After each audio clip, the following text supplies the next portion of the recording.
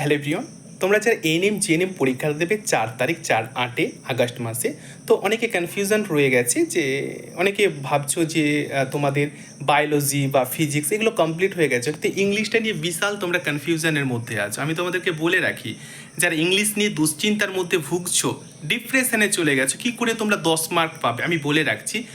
পরীক্ষার আগে এই কয়েকটা টপিক তোমরা রিভিশন লাগাতার করো। কোন টপিকগুলো?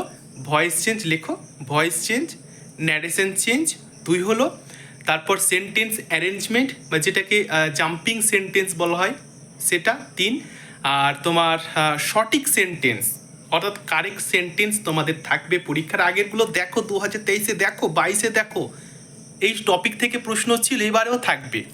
ঠিক আছে, ইডিয়ম ফ্রেজেস অনার, আর একটা হচ্ছে তোমাদের ফিল ইন দ্য ব্ল্যাঙ্ক আর সিনো অ্যান্ডো। ব্যাস, এই যে কয়েকটা হাতে গোনা কয়েকটা টপিক যদি তুমি ভালো করে রিভিশন করো, তাহলে পরীক্ষায় কিন্তু 100% আমি বলছি 10 মার্ক মানে 10+ কিন্তু শিওর পাবে। তো চিন্তা নয়, কয়েকটা দিন সময় রয়েছে, লাগাতার প্রিপারেশন করো, মানে রিভিশন করো আর কি। ঠিক আছে, আমি ক্লাসগুলো পোস্টেড করে দিয়েছি, দেখে নেবে।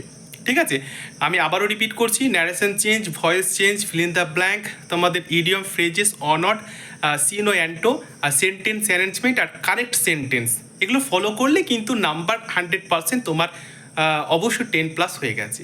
তো ঠিক আছে, ভালো করে ক্লাসগুলো দেখবে। ইংলিশে যারা ডিপ্রেশনে চলে গেছো তাদের জন্য কয়েকটা সিলেক্টেড টপিক বলে দিলাম। 2021 বলো, 22 বলো, 23 বলো, এসব সমস্ত টপিক থেকে প্রশ্ন ছিল, এই বছরও তোমাদের থাকবে। সকলকে আমি আবারও বলছি, আজকে 10 নম্বর ইংলিশের ক্লাস আছে, সকলে আসবে এবং সকলকে all the best, best of luck. Thank you, take care.